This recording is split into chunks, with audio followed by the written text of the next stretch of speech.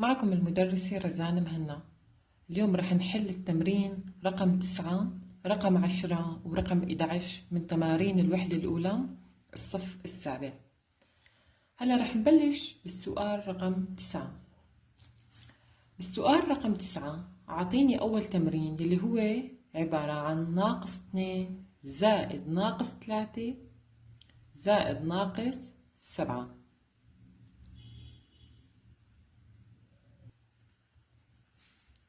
كيف بحل أنا هذا النوع من التمارين؟ أول شي عندي أنا إشارة سالبة لاثنين، إشارة سالبة لثلاثة، إشارة سالبة للسبعة. أول شي أنا بتخلص من الأقواس، فيني بكتب هذا التمرين بهذا الشكل: ناقص 2 ناقص 3 ناقص 7.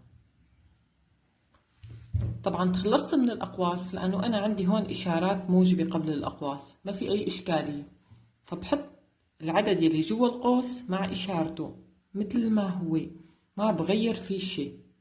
إذا عندي إشارات موجبة قبل الأقواس حطيت الأعداد مثل ما هي، ما غيرت شي فيها. هلا عندنا العدد الأول إشارته سالبة، العدد الثاني إشارته سالبة، والعدد الثالث إشارته سالبة. فأنا لما بتكون عندي الإشارات متماثلة بحطها للإشارة نفسها وبجمع 2 زائد 3 5 زائد 7 12. إذا الجواب هو 12. بهذا التمرين رقم 2 عم بيعطيني ناقص 18 زائد 36 زائد ناقص 12 زائد 13. أنا أول ما بشوف هيك نوع من التمارين شو لازم أعمل؟ أول شي بحط الأعداد يلي إشارتها سالبة جنب بعض، والأعداد يلي إشارتها موجبة جنب بعض. إذا بحط الأعداد يلي إشارتها سالبة جنب بعض والأعداد يلي إشارتها موجبة جنب بعض. رح حط 36 يلي إشارتها موجبة وبدون القوس، كون الإشارة موجبة قبل القوس معناتها ما في مشكلة، بتحط العدد مثل ما هو وانت مرتاح. بعدين بحط الزائد 13 جنبها، بعدين بحط الناقص 18 لأني خلصت من الأعداد الموجبة، حطيت العدد الموجب الأول هون والعدد الموجب الثاني هون، ضل عندي العدد السالب هاد والعدد السالب هاد. بحط العدد السالب الأول هون، العدد السالب الثاني بحطوه هون.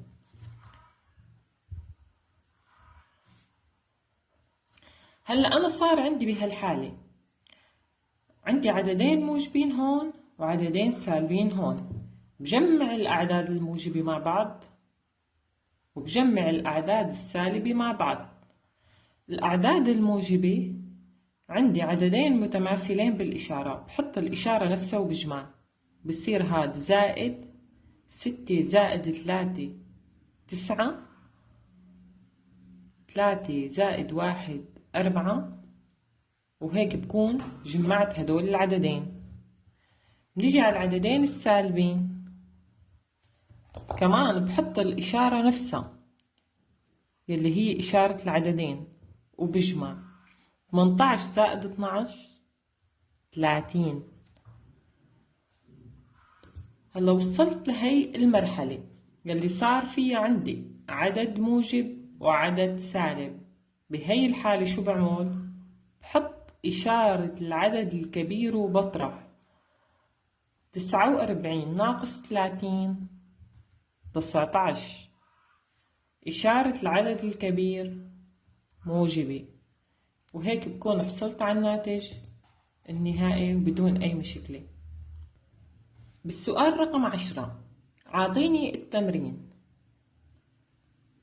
رقم 1: A بتساوي ناقص 2 زائد 3 زائد ناقص 19 زائد 4. طبعا هون بنلاحظ انه الاشارات كلها زائد، فما عندي اي مشكلة بفك الاقواس. رح أعمل مثل التمرين السابق، حط الأعداد الموجبة جنب بعض والأعداد السالبة جنب بعض. رح جيب الزائد 3 وحطها أول شي هون، والزائد 4 بحطها جنبها، بعدين بحط الناقص 2 والناقص 19، بعدين بجمع الأعداد الموجبة مع بعض، زائد 3 وزائد 4 زائد 7، وبجمع الأعداد السالبة مع بعض، هي ناقص 2 عفوا، ناقص 2 وناقص 19 ناقص 21. صار عندي عددين مختلفين بالإشارة، بحط إشارة العدد الكبير وبطرح. عندي 21 ناقص 7 ويساوي 14 كبير اللي هو 21 السالبي هون. إذا صار الجواب عندي ناقص 14. بهذا التمرين أنا كيف بفكر كمان؟ عندي أعداد موجبة وأعداد سالبة، وفي عندي إشارات موجبة، معناه بأي مشكلة بفك الأقواس، فبجمع الأعداد الموجبة لحال والأعداد السالبة لحال. زائد 5 زائد 95 ناقص 90 ناقص 5. بجمع الأعداد الموجبة لحال تطلع عندي زائد 100. 5 زائد 95 100، وناقص 90 ناقص 5 ناقص 95. بحط الإشارة نفسها وبجمع اللي هي السالبة، وبجمع 90 مع 5 بيطلع معي الجواب 95. صار عندي عددين مختلفين بالإشارة، بحط إشارة العدد الكبير اللي هي 100 وبطرح 100 ناقص 95 5. بالتمرين يلي بعده عندي سي بتساوي ناقص 6 زائد 8 زائد ناقص 24. طبعا بلاحظ انه الاشارات كلها موجبة قبل الاقواس، هون معلمة انها موجبة، فبفك بدون اي مشكلة الاقواس. بصير عندي هون ناقص 6، او رح احط اول شي الزائد 8، رح احط الاعداد الموجبة لحال والسالبة لحال، ما تغير شيء، نفس طريقة التمارين السابقة. زائد 8 والناقص 6 والناقص 24. إذا هون حطيت العدد الموجب أول شيء والأعداد السالبة حطيتها بعدين رح أرجع حط الزائد 8 مثل ما هي. صار عندي هون ناقص 6 وناقص 24، بحط الإشارة نفسها وبجمع 6 و24 30.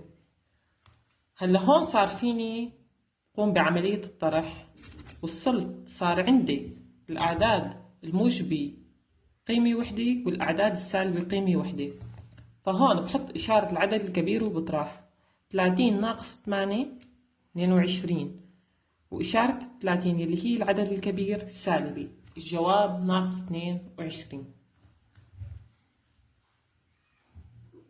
أعطيني د بتساوي 25، يعني زائد 25 ناقص 5 زائد ناقص 34.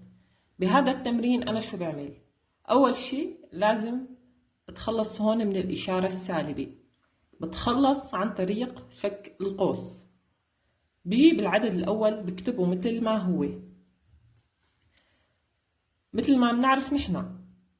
هون وصلنا لعند الإشارة السالبة، إنه إذا كان عندي إشارة سالبة قبل القوس تعكس قيمة ما داخل القوس، فإذا كان موجب رح يصير سالب، وإذا كان سالب رح يصير موجب. إذا هون عندي ناقص 5، لأنه في القوس رح تنعكس إشارتها وتصير زائد 5 لما رح فك القوس، إذا رح تصير عندي زائد 5. والناقص 34 بحطها مثل ما هي لأنه ما في أي مشكلة. إذا هون لازم تنتبه مظبوط. بعدين رح يصير عندي عددين موجبين وعدد سالب.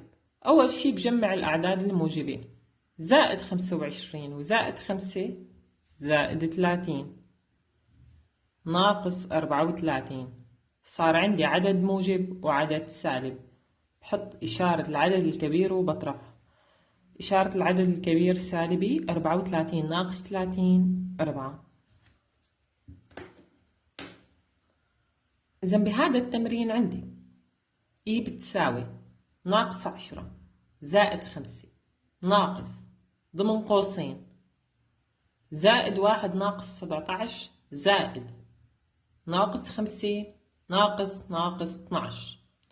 هذا التمرين بدك تحله بالترتيب خطوة خطوة لحتى يطلع معك الحل النهائي صحيح. وين ببلش أنا بهذا التمرين؟ ببلش من هون،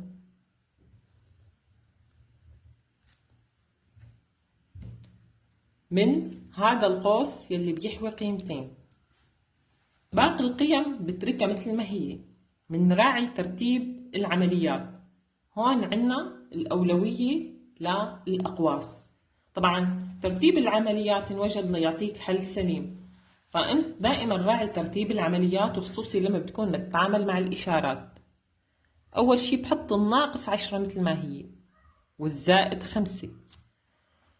الناقص قبل القوس ما بقرب عليها لحتى يصير عندي القيمة يلي داخل القوس هون قيمة وحدة. بس تصير قيمة وحدة نشتغل بالناقص يلي خارج القوس. هلا هون عندي يعتبر هي مثل كأنها زائد 1 وناقص 17. كيف بدي حلها؟ عددين مختلفين بالإشارة. بحط إشارة العدد الكبير وبطرح. زائد 1 وناقص 17، بحط إشارة 17 اللي هي السالبي العدد الكبير، وبقول 17 ناقص 1 16.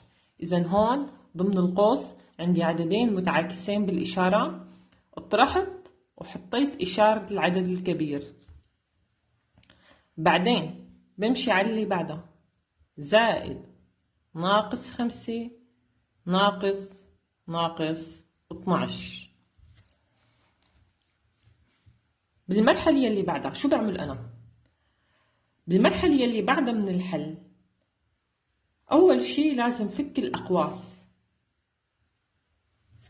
هون ما عندي قوس، بترك 10 مثل ما هي، بترك الزائد 5 مثل ما هي. بعدين هون عندي إشارة سالبة قبل هذا القوس. الإشارة السالبة تعكس قيمة ما داخل القوس، فإذا كانت سالب رح تصير موجب، رح تصير الناقص 16 زائد 16. هون عندي زائد ما بيتغير شي من قيمة القوس، بتضل ناقص 5. هلا كمان هون عندي إشارة سالبة تانية، فشو بعمل هون؟ كمان الناقص 12 رح تصير زائد 12. هلا هون ما عاد عندي أقواس، فأنا رح جمع الأعداد الموجبة لحال والأعداد السالبة لحال وحل نظامي. أول شي عندي زائد 5 زائد 16 زائد 12، هي رح حطهم أول شي زائد 5 زائد 16 زائد 12. بعدين عندي ناقص 10 ناقص 5 ويساوي زائد 5 وزائد 16 زائد 21 و12 33. إذا هون عندي 33، هون عندي ناقص 10 وناقص 5 ناقص 15. جمعت الأعداد الموجبة لحال والأعداد السالبة لحال، صار عندي عددين متعاكسين بالإشارة. بطرح وبحط إشارة العدد الكبير، 33 ناقص 15 18، وإشارة العدد الكبير موجبة، وهيك بكون طلعت الحل. هلا في طالب بيسأل إنه أنسي إنه كتير إنه الخطوات وعم نحل خطوة خطوة إنه عم ياخد معنا وقت. إيه عم ياخد معك وقت، بس عم يطلع عندك الحل النهائي صحيح. وطبعا أنت مرة بعد مرة على التكرار والتدريب بتصير أسرع بالحل.